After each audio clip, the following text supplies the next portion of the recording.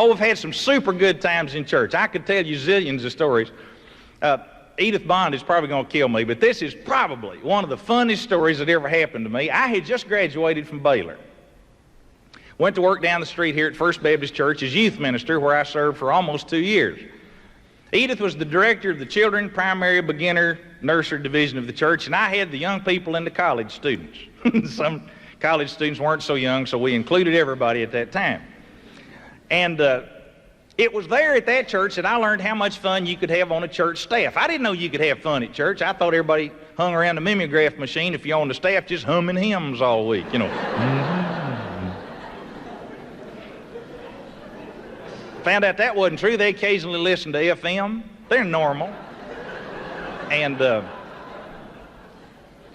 so I walk in and go to work on this church staff. Edith was always playing pranks on me. I came in one day, there's a note on my desk. Grady, call Mr. S-T-I-F-F-E, Stiffy, Stiffy, Stiffy, I don't know how to pronounce it, and a number.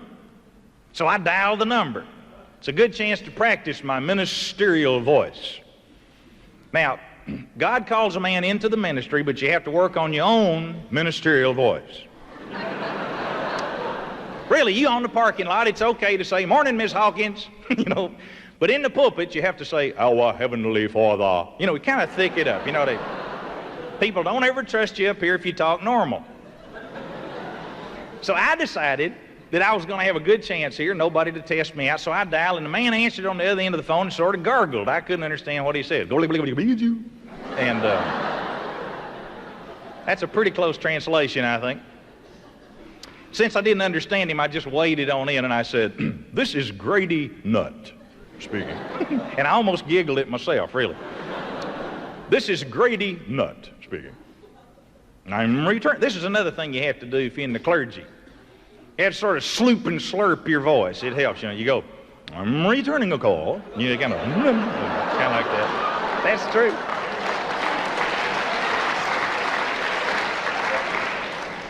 Said, "I'm returning a call to Mr. Now I didn't know how to pronounce S-T-I-F-F-E, Stiffy, Stiffy, Stiffy, so I said, "Stiff." And there was a long pause on the other end of the phone, and he finally said, I said, "This is Grady Nutt speaking. I'm returning a call to Mr. Stiff." He said, "This is the Wilkerson Hatch Funeral Home," and hung up in my ear. I promise that is true.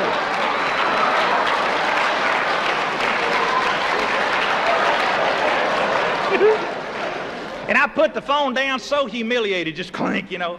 From the next office, you could hear Edith, just dying laughing, you know. So she got me.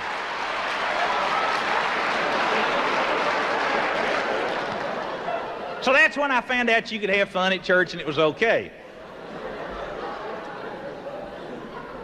I think the funniest thing that ever happened down there, though, I came in one day and I'm walking down the hall, sort of humming to myself, everything's going pretty good for a while, you know, and I'm coming toward Edith's office, and from her office I hear the sound of a muffled thud.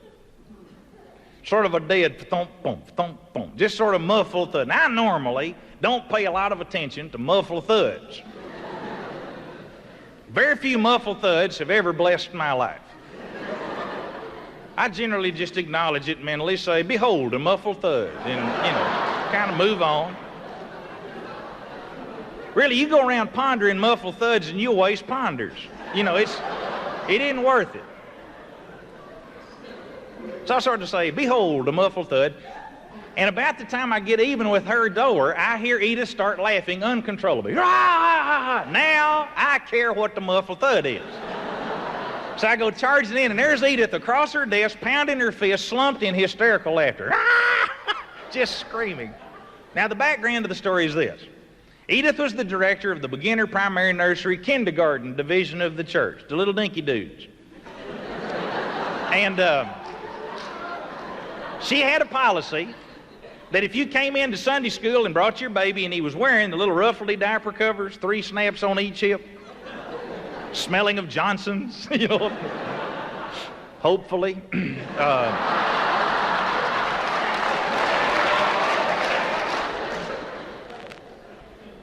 More of you work in a nursery than I realize. Well, anyhow, the directions back in the nursery are remove the ruffly snap-ons from these children and replace it with a clear plastic see-through church-owned diaper cover. Church and Sunday school are over. They remove the clear plastic. They slide on this the parents' ruffly job, snap it in place, salt him with the Little Johnsons, and you now ready to try to beat the Methodists to the Piccadilly cafeteria. And the Methodists cheat and start early. That bugs me. Anybody thinks that church ought to start at 10:30 has got to be weird. Probably the kind of people that would throw water on you and say that's plenty, you know. Oh, don't do that. Now, Methodists, I just love to tease Methodists. My mother was a Methodist. My mother-in-law was a Methodist. I got Methodist kinfolks all there, and I love to tease them at reunions, you know, and remind them that the word baptize means to put them under till they bubble. It does. That's literally what it means. How in the world do you think John the Baptist could march somebody 3 miles out to the river, wade him in up to his ankles, and throw a little on and say, that'll do? You know. His name was not John the Sprinkler. Just remember that. Just remember that.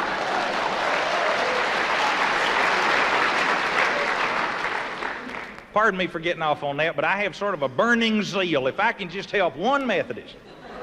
Just one Methodist.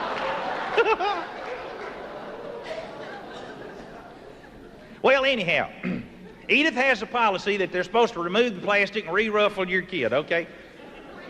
Occasionally, our minister would dismiss services early, which is 12:20, 12:25. Well, really, we didn't like 7th and James Baptist Church to know we didn't go into extra innings. You know, so it's kind of embarrassing if you got out before they did. And so anyhow, we would all dash out of church. Now, the ladies in the nursery wouldn't be prepared for this thundering herd of parents charging down the halls, fighting each other off with purses and Bibles, trying to grab their kids and be the first one to the station wagon. And it was always kind of fun to be back by the window watching when the parents ran up. They'd charge up to that Dutch door, you know, say, give me a kid, just any kid, I don't care, you know. Okay, I'll take the redhead. I wanted a redhead. Come on, you know, they would tear off. What's happening? Parents are grabbing the children and leaving before the ladies in the nursery can get the ruffles back on and, you know, keep the plastic for the church. We were losing clear plastic diaper covers every Sunday. We're down to 6. That wouldn't get us through a rainy Tuesday. So Edith decided she's going to straighten this out once and for all. Went down to Woolworth's and bought 6 dozen brand new clear plastic diaper covers, 72 of those things. Brought them out and put them on her desk in 6 neat stacks and was determined that if you got away with one of those things, you were going to know it belonged to the First Baptist Church. And if you didn't bring it back, it was on your conscience. In that spirit, Edith is sitting there at her desk with a rubber stamp with the name of the First Baptist Church on it and a purple indelible ink pad. And that's the sounds you hear as you're coming down the hall. The muffled thud, pa-dum-pow, is Edith rubber stamping diaper cover. Then she started laughing. What happened was she got the wrong rubber stamp and was hitting every one of them for deposit only, which is true.